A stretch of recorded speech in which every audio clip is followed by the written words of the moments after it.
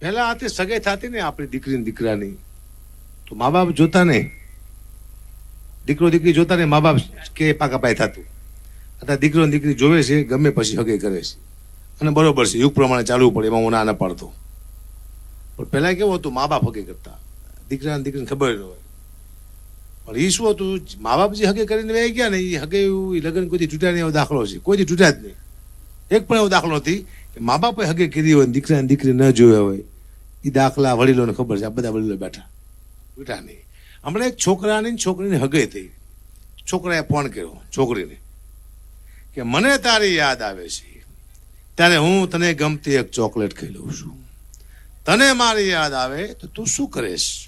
છોકરી કે હું બુધાલાલ તમાકુ ઠપકારું ભાઈ, મારા દિવસ તને બહુ ભાવે નહીં. મારી દીકરી હા મામું ખાતા હતા. દુઃખની વાત છે, શિક્ષકો જાજા બેઠા છે. એકાદી વાત કરી દઉં. એક સાહેબ રિટાયર થયા, શિક્ષક. સાહેબને વિચાર આવ્યો કે ના કોઈ તમાકુ ખાધી મેં, ના કોઈ બીડી પીધી, જીવનમાં મેં કોઈ જલસા ન કર્યા. આવો સાહેબને વિચાર આવ્યો. સાહેબને એમ થયું કે હું રિટાયર થઈ ગયો છું, હવે મને ક્યાં કોઈ ઓળખે છે, હવે હું બધી મારી ઈચ્છા પૂરી કરી લઉં. સાહેબ જ્યાં દુકાને 2 રૂપિયાની બીડી આપો. ઓલો છોકરો કે સાહેબ તમે આ ક્યાંથી? કે તું કોણ? કે હું મગન, તમારા ભેગો 9માં ભણતો. સાહેબ અહીંયાથી ભાગ્યા કે હજી આ આપણને ઓળખે છે. જ્યાં પછી દુકાને 2 રૂપિયાની બીડી આપો. ઓલો છોકરો કહે તમે આ ક્યાંથી? કે તું કોણ? કે હું છગન, તમારા ભેગો 12માં ભણતો. સાહેબ અહીંયાથી ભાગ્યા હજી આ આપણને ઓળખે છે. છેલ્લે સાહેબ મરી ગયા, ઉપર ગયા. ભગવાને કીધું સાહેબને કે સાહેબ તમારું પુણ્ય બહુ સારું છે, તમને 15 મિનિટનું સ્વર્ગ આપવાનું છે, તમારી કોઈ છેલ્લી ઈચ્છા ખરી? સાહેબને એમ થયું કે અહીંયા ક્યાં મને કોઈ ઓળખે છે, અહીંયા તો હું જલસા કરી લઉં.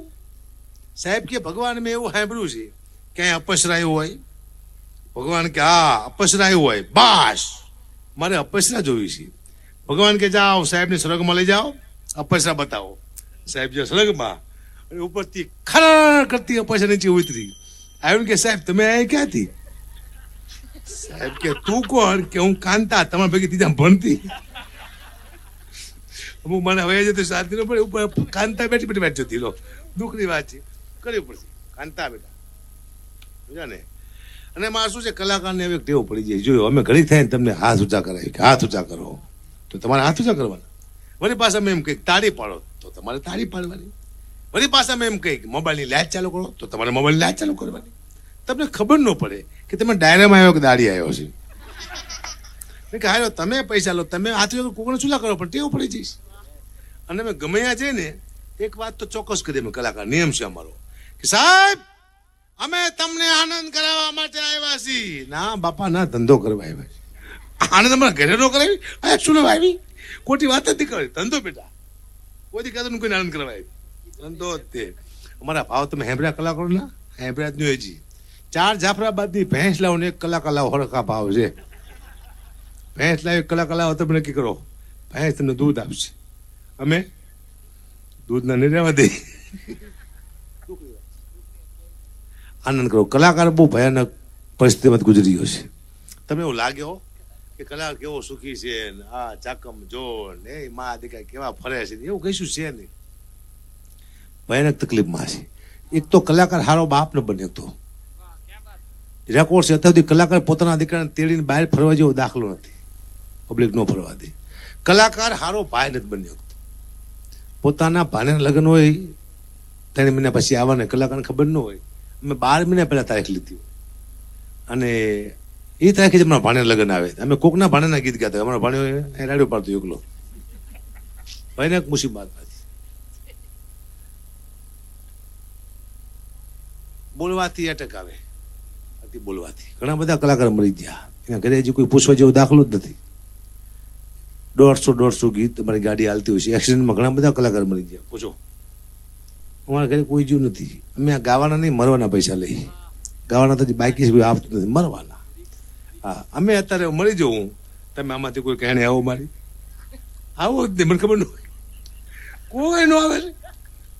ભલે મરી ગયો રાડિયો પર તો મરી જાય એમ તમે કહો.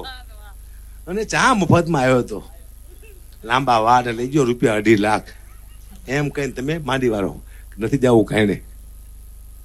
અહીંયા મફત, અહીંયા પૈસા લઈને ના આવ્યો, મારો પરમ મિત્ર છે, અમારા સરપંચ છે અશ્વિનભાઈ, કારણ કે પ્રોગ્રામ કેન્સલ કરીને આવું ને અમુક સંબંધો અહીંયા જ જવાય. અશ્વિનભાઈ, મહેશભાઈ મારા ખાસ મિત્ર છે, એના માન ખાતર અહીંયા આવ્યો છું ને કે એક રાહુલ સીધો ઘરે ભેગો થવું. પૂછો દાખલા છે ને બોલી કહેતા અને કોઈ પછી મને કોઈ સાંભળતું નથી બીજા રાઉન્ડમાં. તમે સાંભળો મોટી વાત કહેવાય, સાંભળતું જ નથી બીજા રાઉન્ડમાં. હું નીકળી જાઉં ફટાફટ, મને સીધું ઘરે જવાનું બહુ ફટ ઘરે વહી જઈએ, કોઈ જવાનું બસ આનંદ કરો, બાકી જીવનમાં કહે છે નહીં. મેં કોઈ દી આ સ્ટેજમાંથી કોઈની સલાહ નથી આપી. એકવાર મેં ભૂલથી સલાહ આપી હતી, એકવાર કે સાહેબ કોઈ દારૂ ન પીતા, દારૂ સારી વસ્તુ નથી. સવારમાં મને ફોન આવ્યો કે ક્યાં તારા બાપનો પીસી કે કીધું ભાઈ ભૂલ થઈ જાઓ. અમારે શું લેવા દેવા, આ તો ભૂલથી બોલી જાય બાપા. મેં સલાહ કોઈને આપતા જ નથી, પણ વસ્તુ સારી છે નહીં. હું તમને દાખલો આપું, વ્યસન શું કરે. 4 દારૂડિયા ફૂલ થઈ ગયા કે હાલો આપણે પાર્ટી કરી. એક દારૂડિયો બોલ્યો કે આપણે પાસે પૈસા છે ને, આપણે પાર્ટી છે નહીં કરશું. બીજો દારૂડિયો બોલ્યો કે મારા ઘરે એક બોકડો બાંધ્યો છે, કોક લઈ આવો. હું જઈશ તો મારી વહુને ખબર પડી જાય છે. ઓલા 3 ફૂલ થઈ ગયા ને ગયા, બોકડો લઈ આવ્યા, પાર્ટી કરી નાખી. સવારે પડ્યું, દારૂ ઉતરી ગયો, દારૂડિયો ઘરે ગયો તો બોકડો બાંધેલો. એની વહુને ક્યાં બોકડો ક્યાંથી આવ્યો? એની વહુ કે બોકડો મુવો તારો બાપ રાતનો કોક